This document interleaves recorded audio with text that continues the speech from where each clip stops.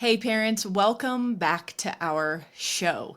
If you have kids that are playing online games like Roblox or Fortnite or Minecraft, or your kids have a phone and use social media, you're going to want to tune in here and share this episode with everyone in your circles. I have a cybersecurity expert on the show today.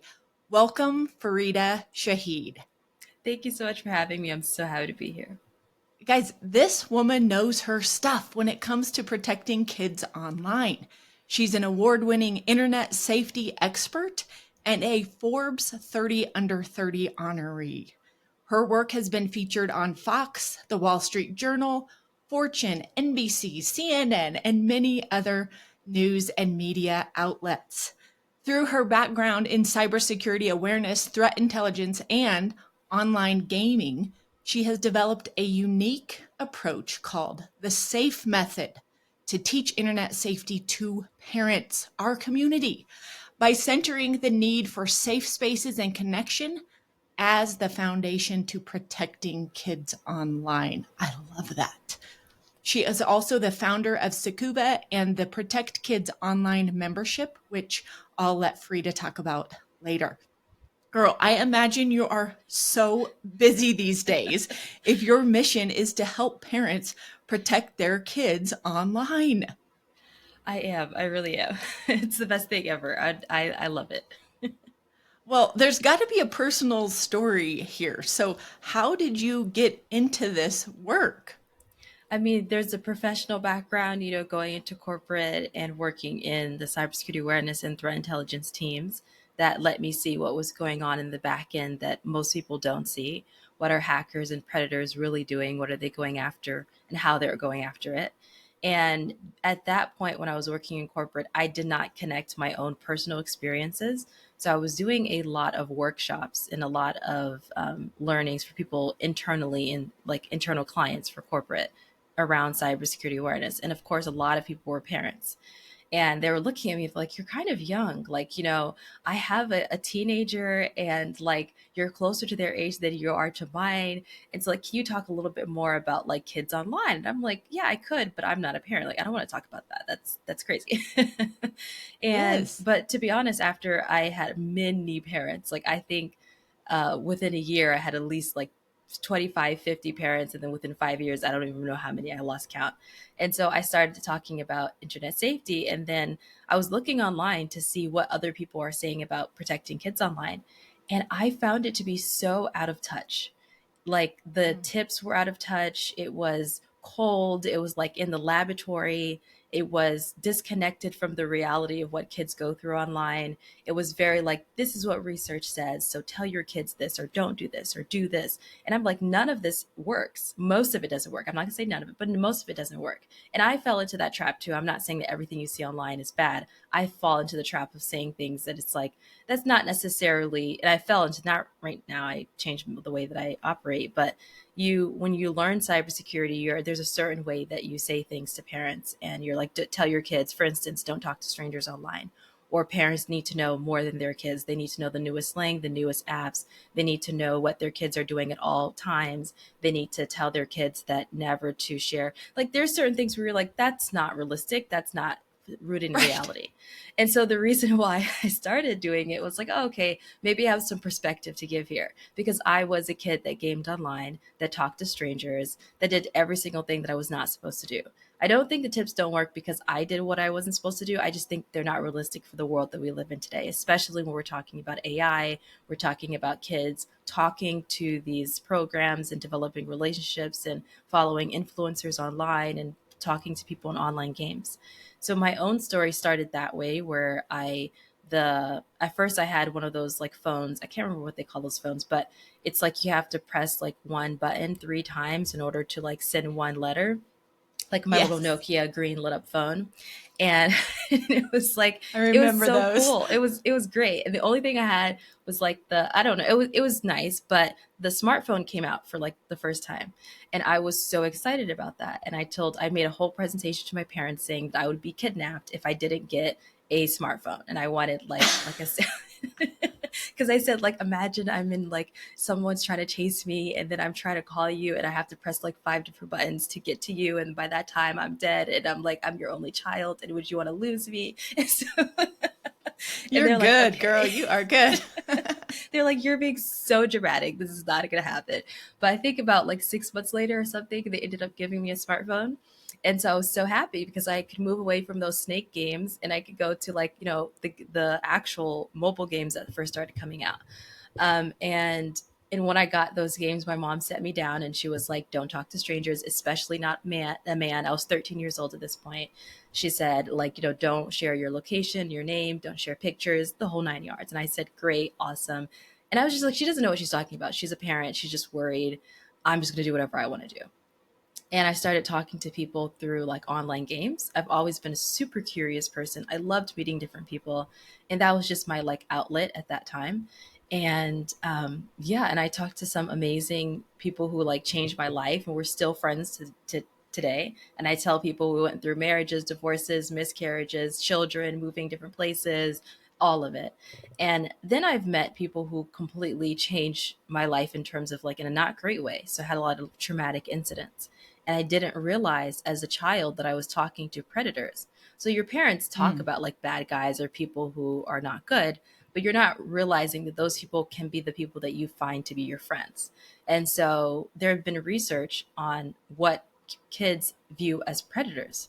And when we tell them about predators, they're thinking, oh, some guy in their basement who's sweaty, who has big glasses, who looks a certain way, he's eating Cheetos. Like that's like the viewpoint. Like he's in a hoodie, he hasn't showered in like Yes. 3 weeks. That's Right. like We our get this idea. persona in our Right. mind, right? Like And the scary bad guy. exactly. And kids, the answers to the researchers were, oh, like they can't be a predator because he looks cute. They can't be a predator because that's my friend's brother. They can't be a predator because we go to the same school. They like that's their idea. And so I realized, oh my God, we really are disconnected. And so I met a lot of people online games, and one of them that I met ended up changing my life. And because we formed like a relationship, we were having fun, and I wanted to go meet him. And so we decided to meet like at a park. And I was going Hmm. to go meet him, and I was packing up my bags. And I had already decided that if my mom had said anything, I was just going to go and like run away. I was just going to go move in with him because he was older than me. He was around like 40 years old. So, and this is when I was 16. So it was like 3 years into me doing whatever I wanted to do online. And I had hid everything from my parents. She did phone check ins. It didn't matter. I deleted everything. So and I before I left the house, I had this sinking feeling of like, you know what, you should just at least tell your mom where you're going, just in case she needs to know where you are. That was it. I wasn't really asking for permission. I was just saying, hey, I'm going to meet this guy at the park, and I told her, and I thought that she'd be super upset with me. And I wanted that to like basically validate the reason why I was just going to go and move in with him, because like, ugh, she's just overbearing, she's controlling, she wants me to live a certain way. And she didn't do that. And I was shocked. I Mm. was like, wait a minute, she's not reacting the way that I thought a parent would react. And she just was like calm and considerate, and she just asked me questions. She was like basically my friend. She was like, oh cool, like tell me more about this guy. She wasn't like, cool, this is the greatest thing ever, but she's like, oh okay, like that's interesting, I didn't know this was happening, I had no idea you're talking to people online, did not know that like, okay. And she made it super normal for me, and I didn't feel judged. I told her a bunch of information, and I didn't feel like she was trying to be nosy. I just felt like she really wanted to know more information. And that Mm. changed my perspective on her. And it kind of, and then she just gave me certain things to think about. Just feel like, if he ever says this, it makes you feel uncomfortable. That's not really good. You don't want someone who says that to you. And I'm like, oh, she's being really practical in this moment. So then I started thinking back to the conversations I had with him, and it was not good. There were not good conversations. And I realized maybe he's not a safe person. And so I didn't go meet with him that day. And I started to confide in my mom for more things. And she found out a lot of things that shocked her. And she's still like traumatized by it today, I'm quite sure.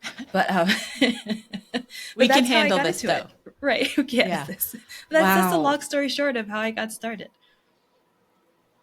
Yes, it's so important for us to know your own personal journey, because when you're working out of a place of your own personal experience, that's where you're able to serve people on the deepest level. And so the fact that you've been there yourself, what started out as like innocent games and like checking out this new smartphone, right? And like playing games that probably were perfectly benign, but then kind of going down those rabbit holes of meeting people and then getting curious about that and then wanting to go and meet this person, you know, in the flesh is like for us to know that like that's thank you for sharing that, It's my pleasure. It's my pleasure. you know, and to be willing to share your journey with us from a child's perspective It took a really long time. helps. Yeah, yeah. And it's opening my eyes too. I'm thinking that was so awesome of your mom to not be like, what? You're doing what? This man is 40 years old and you're 16? I don't think so. Because as a therapist for 20 years, I know what that does to kids. Immediately shuts them down. It's like, oh, now I'm not going to tell you. I'm just going to go do what I want because you are not a safe place. There's so much judgment and shame here. This ain't happening. Exactly. And it's interesting because she told me, as I wanted to know her mindset in that moment, and I was like, how were you not able to react? And she told me her whole life was falling apart. So she was married to my dad for 17 years and she got a divorce from him. She was, I think, one of the first divorces in her family and her siblings. So that was not a thing in our family to get a divorce like that. And it took her a long time to do that. She did. She was just like, you know what, this is best for me. It's best for my child. I think it's great. You know, my dad's great, but they're just not a match. And then she felt she was going through like like crisis as woman and like what we go through in life and what you have to give up and what you have to do, and she was losing herself and she was going through a spiritual crisis, and she was like the one thing that was keeping her going was me. And to know that she had lost me, and she was like, wow, like, am I such a bad person, am I such a bad mom that I thought I was doing things right and everything around me is crumbling and falling apart. And she thought this was going to be her last conversation with me. And so in her eyes, she was like, what's the last thing I could tell her? What's the last experience I want her to have with me? Because she's going to run away. She knew in her head that I was hard headed. I did what I want. If I could hide my life and live a double life for 3 years, because I was top A student, Dean's List, golden child. Like every parent was like, I wish my daughter was like you. So I was living a stark, like completely different life. And so she was like, okay, if she felt this unsafe with me to live this double life for so long and to get to the point where she, as a young girl, is going to go and run away with a guy who's like not even twice her age, is that means that something's really, really wrong and I really messed up. And so she was like, this is going to be our last conversation. I don't want her to leave with me yelling and screaming and trying to control her. Clearly, I can't control her. So that's out of the world and in our space right now. And she felt like she didn't want me to feel safer with a predator than I did with her. She was like, if she did anything negative in that moment, negative as a teen, not a negative as an adult perspective, it would push me into his arms versus her arms. And that's exactly what it would have done. Like you said, I would have shut down. I would have been like, ooh, this is not a safe space. He's right. Like he's a non-judgmental space. He accepts me for who I am. There, obviously at 16, and when my brain is not developed, and some 60 years they're great. I was not that 16-year-old. I was very mature, but I was not mature enough to know that I was being groomed. That someone who's around 40 years old should not be talking to someone who's 16. And you know that logically, but when you connect with a human being, it's like, especially with and I will love your point of view on this as a therapist, especially with the messages that teen girls get about being more mature than guys, which is probably true, but we have to be careful how we say that. We age quicker than they do. That typically a guy mentally is going to be like 10 years younger than us. So you have to go a little bit 10 years older. And so those are the messages that I'm getting through media and people. So I'm thinking like, what's wrong to be with someone who's a little bit older? And so the nuance of the conversation needs to be had where, yeah, we probably do mature quicker, but we have to have a lot more nuances in these conversations. Yes, 100%. I think we give young girls the wrong message just about like, oh yeah, you're so far past these, you know, immature boys in your class, and you could really misinterpret that as a young woman, right? Like, yeah, I'm beyond this, and so it makes sense for me to seek out a relationship for somebody with somebody that is, you know, more my maturity level. And what's wrong? Well, it's like 20 years. What's 20 years? Like it's, he's hip, he's cool. Like this can work out. And you just start rationalizing, all the ways that this could really mean something and be something in the future. Yeah. So it is very important for us to make sure our kids know their value and their worth, and that their brains aren't at a point, even though their bodies may be more mature, that their brain development really isn't to that point where you're making sound, rational decisions about something that is, like, in my opinion, one of the most important decisions you'll make in your entire life, Oh, like who absolutely. you choose for a spouse, right? Right. And then honestly, even when you choose someone your age, like when you're talking to someone you don't know, it's like the red flags of speaking to somebody. So like recently, I think it's the Wall Street Journal did a whole like investigation into a predator ring online, and they're using Roblox and Discord and Minecraft and different online games to rile up children. And they were using TikTok and social media platforms as well. And they were saying the guy who started it, I believe he was like 25 years old. And there were boys in there. And it's not all boys that are predators, obviously, but typically it is boys, unfortunately. And the guy who started, I believe, was 25 years old. And then the youngest that they arrested was like 17 years old. That was a part of this predator ring. And so sometimes, because I talk to people and they're like, well, like my kid doesn't do that. Or like they would be like, as a teen, I never talked to someone who's older. I only talk to people my age. And I'm like, well, even if you did talk to people your age, there's still people who don't mean well. It doesn't matter. Even if your child is not online, you still have, events like events for families and children. You still have places where children gather.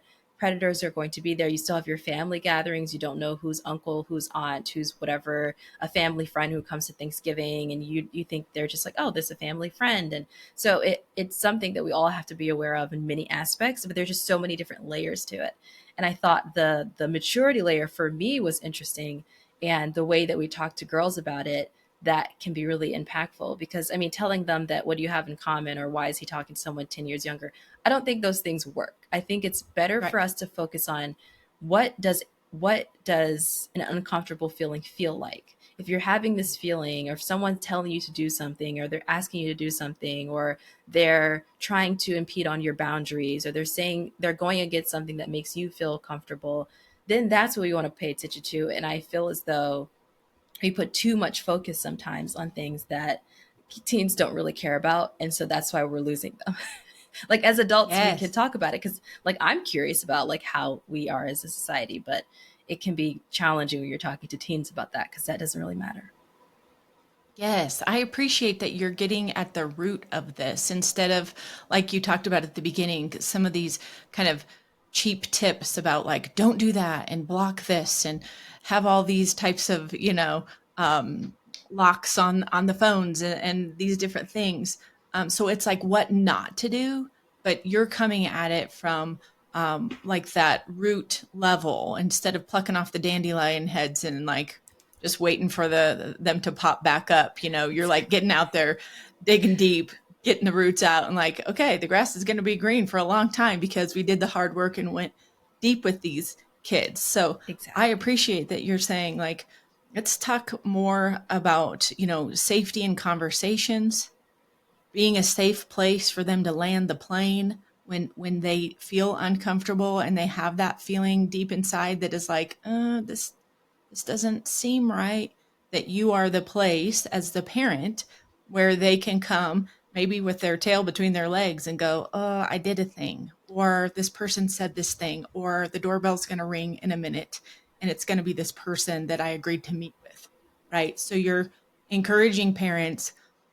And is that what this safe method is all about that you're talking about that you developed? Absolutely, yes. It came from that conversation that I had with my mother, and it came from me talking to families around the world about what worked and what didn't work. And every single family said the same exact thing I said. And I just had a feeling that this was going to be better. And so when I did a lot of research on it, and of course, looking into like the psychology of it, because I'm not a psychiatrist, I'm not a psychologist. And I realized I deeply resonate with the therapy being a main aspect of protecting your kids online. And so Safe method is based off of that. So you're creating safe spaces. You're accountable. So if you say, I'm not going to yell at you, you don't yell at them. And when you do yell at them, because you will mess up and you things will happen, that you go back and you apologize. And then fun, you have fun, you're joyful, you're expressing joy, you're engaging in things that they love, or you're sharing fun videos with them. And then E is empathy. So you're putting them yourself in their shoes. You can't protect your child online if you don't know what their mindset is, what they're doing. And I'm not saying that you have to know all of their activities, but you just need to be like, when I was a kid, what did I want? What was something I felt like my parents got wrong? What can I ask my child? Like, hey, is there something that I keep telling you about internet safety? Like, don't do this and you think it's stupid. That's one way to like open up the conversation and listen to them and listen to understand versus to respond. So good. Listen to understand versus to respond. I'm going to underscore that because I think so often as a parent, I have 3 kids, 18, 12, and 10 right now. And depending on your state of mind as a parent, if you're overstressed, you haven't slept in a while, you've got a big project that's weighing you down at work or something, and then your kid comes to you with something that they want to share that is either new news to you, right? It's something like, oh, haven't heard this one before.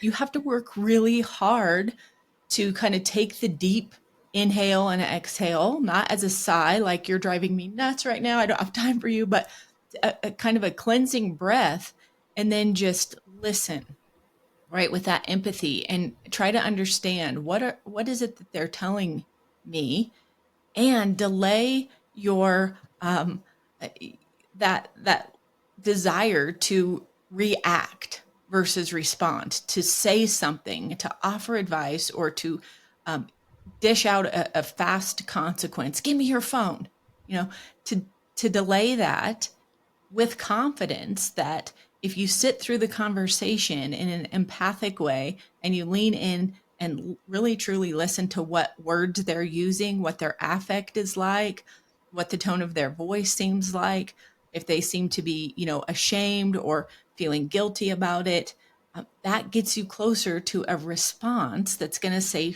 create that safe landing zone for them to kind of land the plane and tell you more. So I think it's hard as a parent, right? Because we're going and meeting ourselves, coming and going, and life is so busy. But this is worth it, like 1,000% worth it, to put your phone down and to connect, make eye contact, and really listen to see what your kids are revealing to you. And then, like you said, if you promise not to yell at them, you can't yell. In our house, Fareedah, I have to tell you, so we came up with this rule. It was about 5 years ago, and we call it the honesty incentive rule. Like, we don't say that to our Hmm. kids, but between us as husband and wife, we call it the honesty incentive rule. And what it is we tell our kids, if you tell us something before we catch you doing something wrong, and you come and admit to us yourself and take accountability for it, zero consequences. Love that.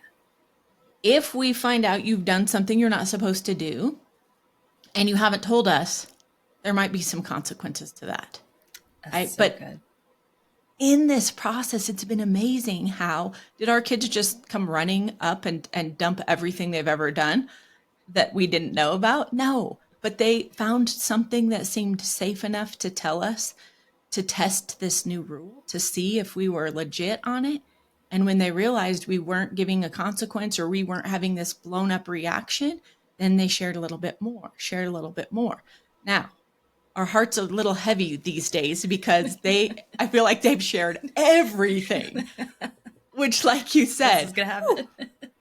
yeah, this is going to happen. And it's a little bit much because you just have no idea what your kids have bumped into, even as you super young kids. And so we can handle that because we've put this rule in place and we have done what we said we are going to do. So they keep coming back and back. And honestly, I'm convinced, like you said, there is no amount of like protection on the phone and social media and all that stuff that we're like locked down and like be on high alert and keep record of how many times they've done this or that on these games or whatever, that is going to help them, like a safe conversation and that solid foundational relationship you're talking about will do for them. Yeah, because you are the monitoring device. I always tell parents that, like, yes, I'm an internet safety expert, but you are the expert in yourself and your child. And because of that, you're the best monitoring device, the best parental control, the best everything for your child. I don't mean that you don't have it if you don't want it. I have this a whole other conversation about parental monitoring apps and the dangers of that, but in terms of a cybersecurity perspective, but you can have those, but just don't ever rely on them, ever, ever, ever. You have to rely on yourself, rely on your child and your relationship with them, because they will tell you things that the monitoring device can't tell you. They're going to tell you their fears, they're going to tell you their worries, they'll tell you, I mean, once you open up that door, you're going to be, it's heavy. They're going to give you everything, and I gave my mom everything. And of course, there are going to be certain things that they keep to themselves, but it's just because they're trying to work through it and they're trying to figure out, how do I say this? But the conversations you have with them, with things that you do know, will help you with the things that you don't know. And so they're watching very closely and they're feeling all of your reactions to them. And most especially, one thing we never not talk, we don't talk about very much, is your reaction to other people. So if there's a kid who met somebody on Roblox and it comes up on the news while you guys are eating dinner, or on the morning commute or whatever it is, and you're like, oh, that's so stupid. Like, why would they meet someone from an online game? Now your child's like, oh, hold on, I thought I had a face safe space. Oh my god, I can't say any. Okay, I can never tell them that because they think I'm stupid. Then they're gonna judge me. They're gonna take away my phone. So it's like you have to be so mindful of what you say about what someone else is going through. Oh my god, you're on the phone with your friend. Like, oh my god, Kathy, like what? Like, Samantha did that at school. That's so crazy. I didn't know that she was talking to some crazy guy online. That's insane. Like, she met him at the mall. Oh my god, who does that these days? And your child is overhearing this conversation. So being super mindful about that too. Oh my goodness. I'm just over here going, yes, yes. Like they tune in and notice everything. Our child just told us about an incident at school where he was struggling with something personally. And the group discussion that the teacher was facilitating was about that issue. And there was so much shame that the teacher was kind of putting on this issue to all the kids. And then a lot of the kids were chiming in and being like, yeah, that's horrible. Like you're going to rot in hell. And this is, Whoa. and my son was like, I knew instantly, like, okay, not safe to talk about this, and like, right, so they tune in and they're hearing all of our conversations and they are computing, their minds are like, safe, not Exactly. safe, is it open space, is it like, am I going to be condemned for this or for Exactly. admitting this or acknowledging this? And so thank you for reminding us that um, we need to be the same person everywhere we go as we are when we're one on one with our kids. And that's why doing the inner work is important. That's why I so appreciate the work that you do and have done, because if you're not doing the inner work with yourself, you're having self judgment for yourself.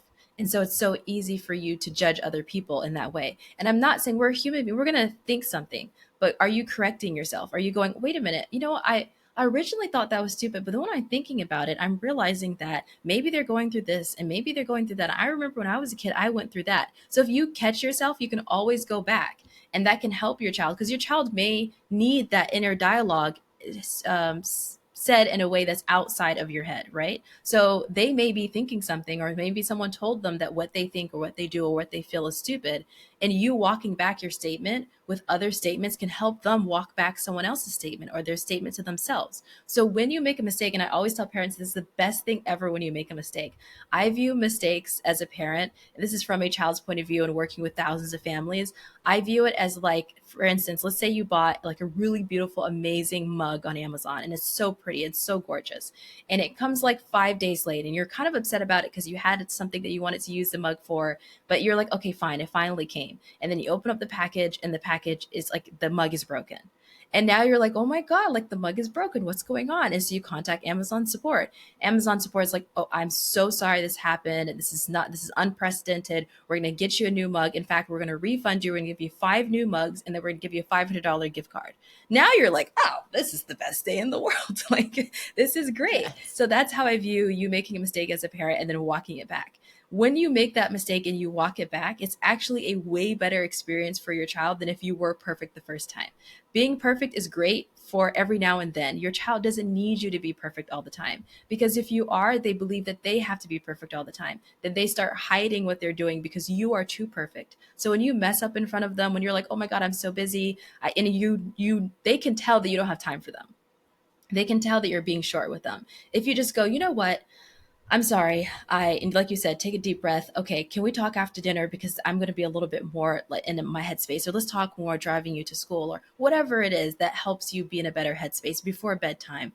Then your child's like, oh, okay, you're not acting like you have space for me, and you're just like, yeah, okay. And sometimes you have to do that. Sometimes you're like, I know that there's no space. Like, I have to do this now. I have to take a deep breath now and listen to you now. But whatever it is, if you yell at them, okay, you yelled at them. So what can you do to repair that? You're a human being. You're going to have moments. Maybe yelling isn't your forte and like slamming the door is your forte. Maybe raising your voices, whatever it is. You're a human being. It's great that you make mistakes. I think it's perfect. It's awesome. It shows your child that life is life, that they can make mistakes and you can walk back from that.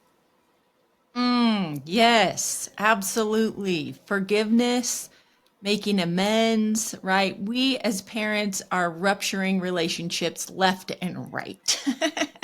And I love how you said, like, you can take these ruptures and you can make amends and you can repair those. And those are opportunities for your kids to realize that they are going to make mistakes. And it's actually expected because it's part of human development is that we bump into something, we do it wrong, we go, oops, okay, let's try the door on the left instead. Oh, that one didn't work either. Shucks, I'm so sorry. Like I keep getting this wrong, but I'm willing to try to get it right. I love that. And I think this is such an important conversation for parents to really consider is that, you're not going to lose your power or your authority by apologizing and admitting that you got something wrong as a parent. Your kids are actually going to have a higher level of respect for you when you come down to their level and say, I messed up again.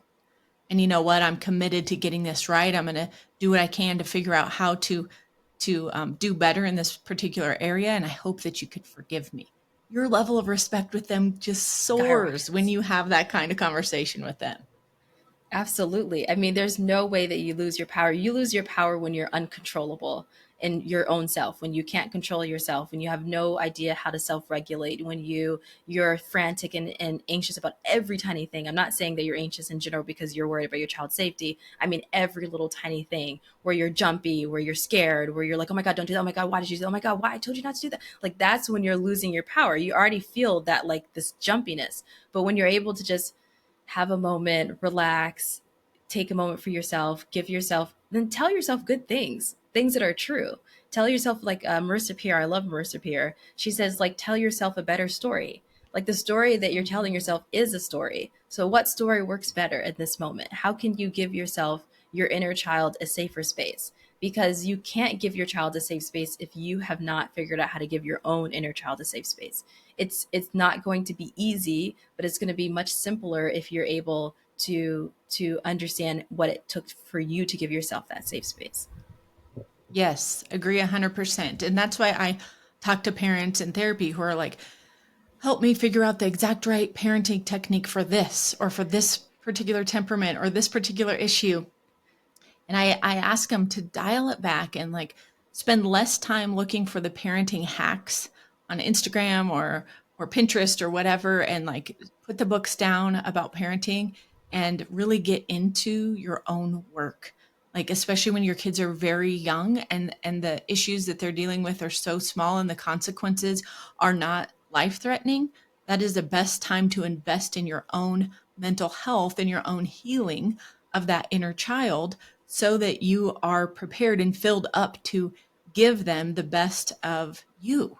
And so I love how you said that, like, if you screw up, take some time to go over the story of what it is that you're telling yourself about what you just did. Maybe even write it out. I love to, journal this and write out the story and really get into the feelings and the thoughts that you were having during that time that you yelled at your kids or you reacted in a way that you felt guilty about and then go through and kind of edit it, right? Like be an editor and go outside of yourself and change some of those words so that it's a story of, okay, if I did this different, here's how it would have felt instead. And then just remind yourself, oh, I'm forgiven, right? That I've got another chance. There's 365 days in the year and always another a chance to make things right. So I want to kind of switch the conversation a little bit back to, okay, so some of these parents listening are like, but wait, are there any like actual tactics for cybersecurity for my kids? Because I get it, like I have to be the loving parent that is like has this nice platform and this safe place for them to land, but like are there things I should be doing for sure when it comes to online gaming or my kids being on social media that you would say as a cybersecurity expert, like, okay, for sure, like this is a baseline level of cyber, safety for your home. Absolutely. I mean, when your kids are younger, like sticking to games where it's not online games, that's the best. And if it is an online game, you take off the chat and you have like more parental controls in that aspect. As they get older, you can tell them, hey, we're going to take some parental controls off as you get older, depending on your maturity level. But for now, this is something that's going to stay. You can give a bunch of analogies to help them out in that area. In terms, I wouldn't let you go to the store by yourself or the park by yourself. There's always going to be a trusted adult. You're not at that age yet. And then people always ask me, well, what age do I allow them to do this or allow them to be on these platforms or allow them to not have a lot of parental controls? And I'm like, at the age where they can be at the home by themselves and you would let them go out by themselves. And they would go, whatever, visit family members or friends or go to the mall. If they're at that age, their maturity level, responsibility, you feel good, that's the age that you can say, okay, we can take it off. Because now it's a whole other pan of worries. And then I would stay away from I was about to say called third culture, but third party parental controls, the parental controls that are not made by the apps you're using or the computer that you're using. So typically, and there's some outliers in companies that I'm seeing slowly come out, but a lot of them don't have good security in the back end. So it allows a predator or a hacker to be able to track whatever you're tracking. So you are seeing where your child is, they can see where your child is. You're seeing your child's messages, they see your child's messages. And there are certain apps that have been hacked before and leaked information about children, messages, videos, location, all of it. And that's not something that you want a hacker to have. So I always say stay away from those apps. The safer apps are apps like the ones that you already use. You're using Microsoft, you can use Microsoft Family Safety, Apple Family Sharing. You have Google Family Link. So those type of things. You have Norton, you can have the Norton Family Suite. There are certain things that you can use in programs that you're already using. They're on Roblox, use Roblox parental controls. Every now and then there are companies that are a little bit great. They're better at their security and it could be okay. But I like to typically stick to that. I have a cybersecurity partner and we're doing research into those third party apps to give a ranking of who has the best cybersecurity. So if you really need to use their apps, then you're good to go. Awesome. And I'm assuming you have more information about this on your website. I get your weekly email newsletter, which I love because it has your sweet little face and a video in it. And so it's like, oh, I'm connecting with her personally, right through my own email. But Yeah, I like to what do write you our emails have like in I'm the way writing of to a friend. resource? Oh, I love that. That's so awesome. I love to read a personal email that feels like we've gotten to know each other long before we actually met in person, and that's exactly how your emails are. So, what type of resources do you have for parents? What's kind of the journey that they would take to get started learning more about online safety and your safe method if they engaged you on social media or your website? I have a free Protect Kids Online resource library. Inside of that, I have a list of the unsafe parental control apps and the safer parental control apps. I have a Roblox safety guide. I have Find Safer Games for Your Kids guide. I have holistic, like protecting your kids from predators on social media, like TikTok, Snapchat, Instagram. And then, of course, I have my Protect Kids Online membership that goes deeper into all of the steps you need to take to keep your kids safe in the digital age where everything is changing so you're not losing your mind. So that's like a community, a support system, and then a step-by-step resources and access to that. So those are the two resources I highly recommend.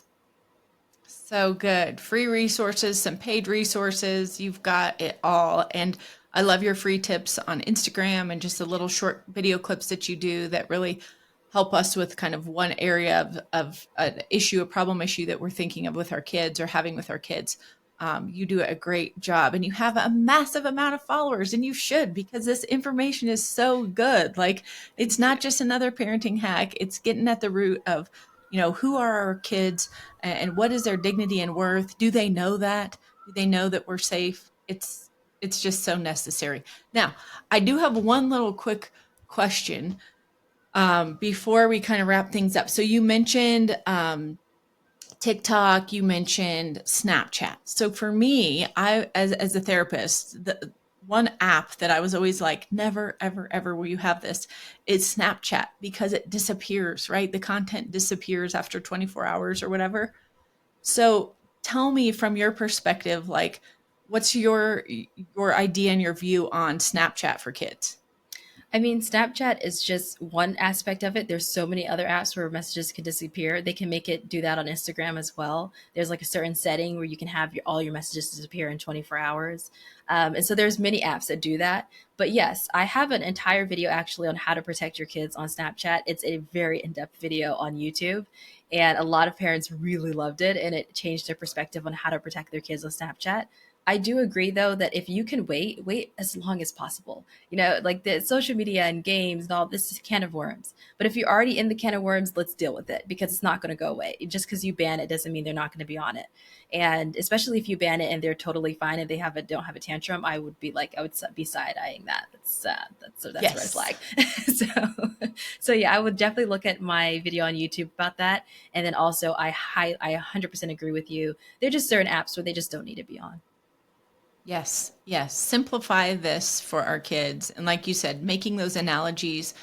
I wouldn't let you go to the mall by yourself. I wouldn't drop you off at a gas station, on Colfax Avenue or whatever, and like just leave you there and be like, yep, I think you got this, You got right? this. So yes, as Call me if you parents, need we anything. cannot abdicate our authority and our role as the primary protectors of our kids when it comes to their safety. So they're walking around with computers in their pockets a lot of the times, and so it's very important, like you said, when you're already in the can of worms too, and they already have access to all these things, to kind of dial it back and go, you know what, we need to have some conversations that maybe we haven't had yet. And I'm learning more things about, cybersecurity and predators and things like that. And let's just like talk about this. Let's have a safe, open kind of platform to just share, like, what do you know? And what are you hearing from your friends? And here's what I'm understanding more about, as I learn about these different apps and social media and things like this. Like, nothing's off limits here. Let's just share what we know and kind of get the conversation started. So this is like something that isn't taboo, or something that we find out 20 years later when our child is like really and truly like kidnapped and off in some weird, corner of the world with a predator. Exactly that. Well, you have really blessed our community, Fareedah. This has been such a lovely conversation. Thank Thank you for doing you. what you're doing to empower parents to protect their kids online and just everywhere. You mentioned, with their friends and with family members, like, predators and abuse happens really close to your home. And it's actually more prevalent with people that you're in close relationships with than a total and complete stranger. So I appreciate that. While kind of your platform is about protecting kids online, your ultimate message is about parents having that those safe conversations and really doing their own inner work so that they can provide this beautiful platform for their kids to talk about anything and share anything and get the help and protection that they need. Thank you, Jordan. I appreciate you so much. This has been a lovely conversation. I appreciate you. Well, keep doing what you're doing. We are going to share this message far and wide. If you have heard this today and any of this has resonated with you, please forward this on, number one, to your spouse. Okay, go to YouTube and watch this video with your spouse on the Families of Character channel, and make sure that you're watching this and taking little notes and having conversations about how you can do things different at your house, how you can forgive, how you can apologize, how you can develop this safe place for these conversations. And then start texting this episode out to everyone you know. If you're listening on your computer, because we send these through the weekly email newsletters, forward the email onto as many people as you can so we can get this message out far and wide. And hit up Cyber Fareedah on the socials. Okay, check her out on Instagram. All of her links to her website and social media are in these show notes. Thank you for joining us, Fareedah. And guys, I'll catch you on another episode of the Families of Character show real soon. Thank you.